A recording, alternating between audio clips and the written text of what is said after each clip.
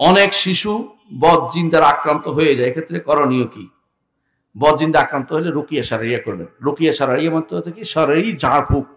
শরঈ ঝাড়ফুঁক কি? কোনো গুণীনের কাছে নিতে হবে না, আপনিও পারবেন। আপনার সন্তানকে ঝাড়ফুঁক করবেন।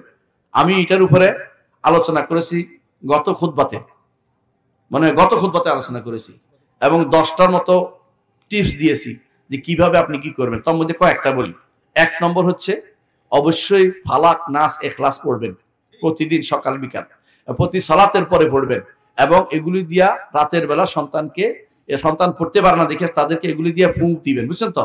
আর আপনি নিজেও সরাসরি ফু দিয়া লাগাবেন, হাদিসে আছে, রাতের শোয়ার আগে। আর কি করবেন? কোরআন তিলাওয়াত করবেন, সূরা বাকারা পড়বেন। যেখানে সূরা বাকারা পড়া শয়তান পালাতে থাকে, সূরা বাকারার শেষ 2 আয়াত পড়বেন রাতের বেলা এবং সব সময় যখনই এটা দেখবেন তখনই আউযু বিল্লাহি মিনাশ শাইতানির রাজিম বলবেন। এবং রাসূলুল্লাহ সাল্লাল্লাহু আলাইহি ওয়াসাল্লাম যেটা করতেন, হাসান হোসেনকে কি বলতেন? উরিদুকুমা বিকালিমাতিল্লাহি তাম্মাতি মিন কুল্লি আইনিন লাম্মা মিন কুল্লি শাইতানিন মুহাম্মা। এটা পড়ে পড়ে তাদেরকে ফু দিবেন। হিসনুল মুসলিমে গ্রন্থে এগুলি সবই আছে, সেগুলি শুনে শুনে আমার একটা হিসনুল মুসলিম গ্রন্থ আছে, সেটা ইনশাআল্লাহ আপনারা আমল করবেন।